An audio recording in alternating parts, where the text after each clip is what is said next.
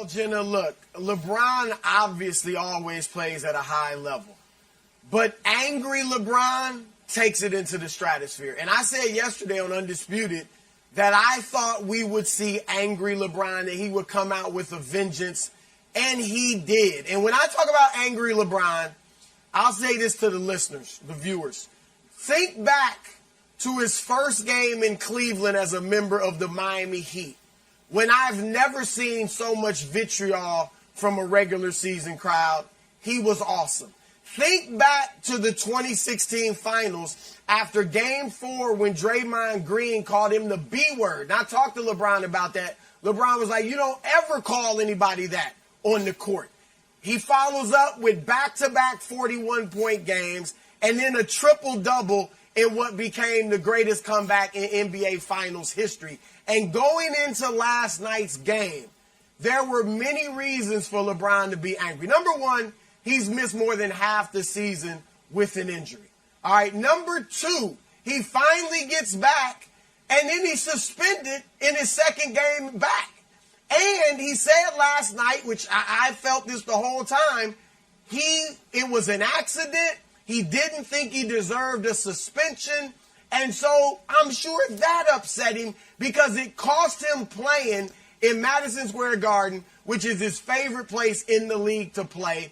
Then on top of that, the Lakers are struggling mightily. Then on top of that, you got fans in Indiana who are known for being nasty. And he had two ejected in overtime, but I'm sure he was hearing plenty of crazy stuff throughout the game. So all of that conspired. You had all the ingredients for a special night from LeBron. You saw the snarling. You saw the celebrating. You saw the dancing. All that he did, that was angry LeBron.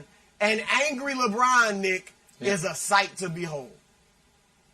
Yeah, the king is not quite dead yet, as many maybe wished he were. And, I mean, the 39 points in year 19.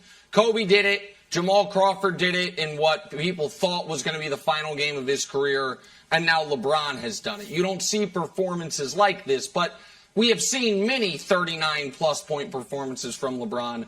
We've never quite seen all of this. As Jenna mentioned, that's the first time he has done that since he was a Miami Heat player. It's been at least 8 seasons since he broke out that specific celebration. Now, the other celebration, the Marshawn Lynch parlayed into the Sam Cassell, we've quite literally never seen him do that, and I think Wildes is going to get into that, you know, in a longer form fashion. But so why is he angry? Because right now, you know, the throne is under attack on all fronts. For the first time in his career, the league suspends him. And by the way, LeBron, I think he did himself a disservice by not saying after the game against Isaiah Stewart what he said last night. I think if he had done the press conference after the Isaiah Stewart incident, after the Detroit game, and said what he said last night, it was such a reasonable explanation, maybe he avoids suspension. But he feels under attack by the league. He's constantly under attack by the media, but now it's a different version, which is LeBron's a dirty player. You've got folks such as Enes Kanter using LeBron James to raise their clout on their own hobby horse topics. Like, that has not happened before. And you have guys, his colleagues, other teams, other stars saying, oh, the Russian is cut big time. The Lakers are vulnerable. So he's being attacked on all fronts, and he responded with his best game of the season, one of the best games in year 19 any player has ever had, and he had a little zest to it, having fans kicked out, doing the silencer, and then also doing a very un-LeBron James-esque, gratuitous, if you would, celebration Wildes in regulation after what he thought was going to be the game-winning 3. Yes, well, I analyzed the celebrations. Those were that was my biggest takeaway, and I came up with this sober analysis. I believe LeBron James is telling the world, please stop disrespecting me. I don't deserve it. And also the silencer, please be quiet and refrain from criticism. That is the most sober analysis I can deliver on the Marshawn Lynch, Sam Cassell to silencer. And here's the worst part about it. It's bad news for the Sacramento Kings. What? Why? The Sacramento Kings? Why are they in the crosshairs of the Kings? Because now he's going to get fined for these celebrations. So not only did he get suspended, not only is he under attack by the media, not only are there players coming for the throne, now Adam Silver's going to be like, oh, no. We just fined Fred VanVleet $15,000 for doing the Sam Cassell. Now he did the Sam Cassell and the Marshawn Lynch, Broussard. I looked it up. Marshawn got fined $20,000, but that was a while ago, and the cost of the celebration is going up. So it's bare minimum $35,000. So if you're playing, now he's got to play Sacramento. Like, holy cow, why did LeBron go out this game? Well, he got fined $35,000 for the Pacers game. So we're expecting another monster game in response to the fine that he got for this monster game. It's just going to be a daisy chain of disrespect, and LeBron is going to keep paying it forward. So I'll spin it that way, Broussard. We always heard a lot about Michael Jordan, and the genius of Jordan is that he would take any little disrespect, make it up in his head, and go out on a regular game in Portland. You know, Portland's actually pretty good. We'll say in Sacramento, and deliver. And what we saw last night and what you saw was like, oh, it's angry LeBron. How long do you think he can keep this vendetta up? Can he have this type of intensity throughout the year, and is that the secret to the Lakers' success? I don't think LeBron will keep this throughout the year unless, and you certainly don't want this, he kept getting injured and having to come back, you know. And so I think, you know, look, we've always said LeBron is more Magic than Michael, and his personality does lean more toward Magic, not to mention some of his game. So I think he'll get back to that, because I've always thought, man, you need to be like this all the time. Again, not that he hadn't been phenomenal throughout his career, but I don't think he'll keep this up throughout the season, Wilds. But LeBron may be realizing, too, that, look, I need to have this edge. Because let's face it, Anthony Davis doesn't have the edge, right? Russell Westbrook's got an edge, but he can't be the guy that sets the tone. His edge is too sharp. Right. He can't set the tone for your team. Yes. No. Exactly. So LeBron may be feeling like, I've got to set this tone, Nick, for our team. So maybe I need to be a little bit more edgy more often than I have been typically.